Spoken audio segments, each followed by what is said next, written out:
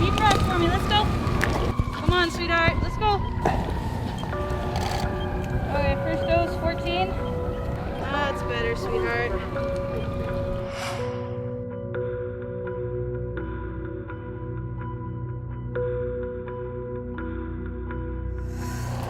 Yeah, she was down in the 80s. Hi! Hey! What's going on? Just laying down? Well, do you mind sitting up for a second? Yeah, there we go. Nice.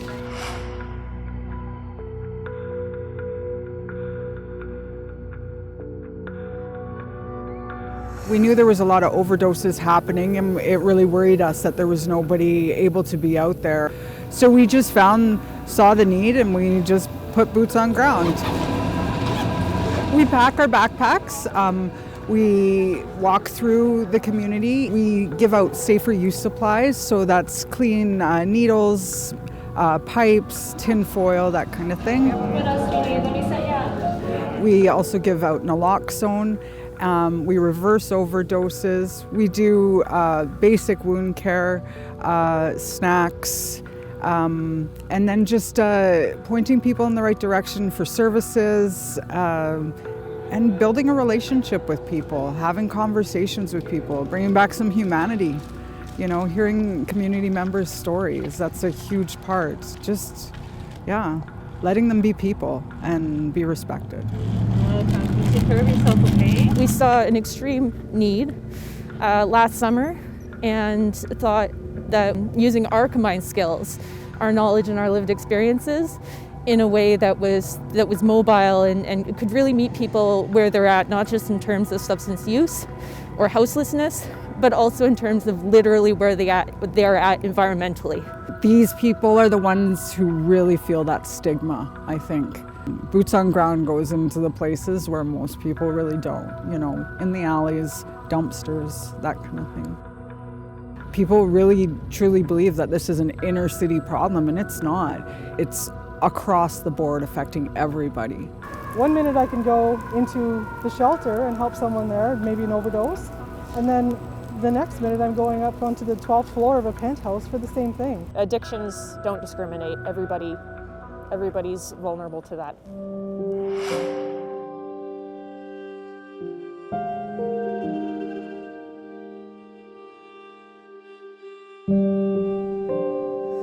Spend a good portion of our day bouncing from overdose call to the next. In our practice, typically we'll be at a shelter and we'll be dealing with another patient, and an overdose will happen. So often we're like the first on scene, and we're administering naloxone and providing supportive care until EMS arrives. What's naloxone? Our teams have a lot of lived experiences that intersect mental health, mental illness, trauma, poverty, substance use. Some of us have family members that have or are currently consuming criminalized drugs. We really believe that it's important to recognize those things as incredibly valuable when you're providing support to community members. Do you break needles? Yeah, sort of on. This summer, it was at levels that we've never seen before. The overdose call volume. We'll get there to say a park or somewhere, and there'll be one person that's overdosed, and then when you're dealing with that one, you'll turn around and realize that there's someone else there who's got the same symptoms, because most likely they've used the same batch.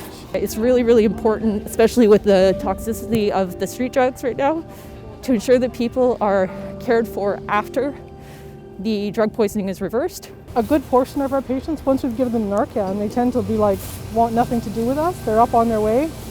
We're also finding now the opioids are mixed with benzos, so like your Valiums, your midazolam, so it knocks them unconscious, and then so again we've given them Narcan, and then that doesn't work, and they're still unconscious. So we end up transporting those ones a lot. The overdoses are becoming more complex, and no two overdoses are alike either. It's really an all hands on deck situation right now. Deep breath for me, love. Give her some breaths.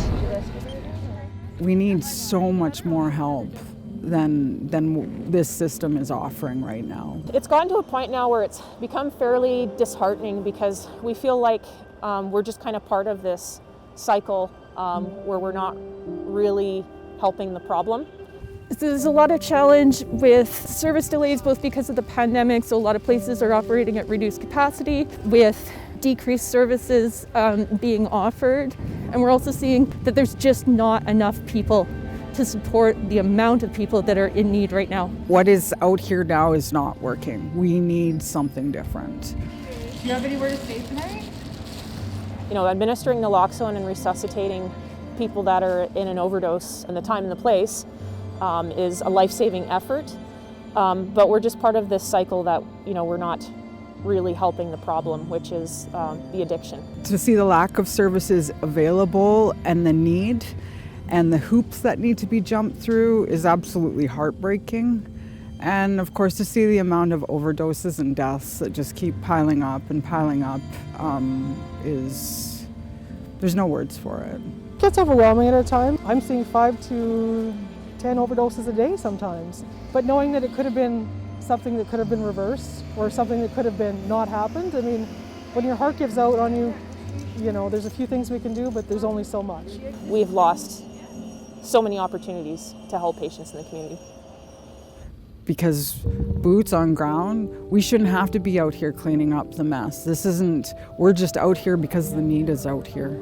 It's really sad to watch. It is. It's really sad to watch. But I'd rather be out here helping.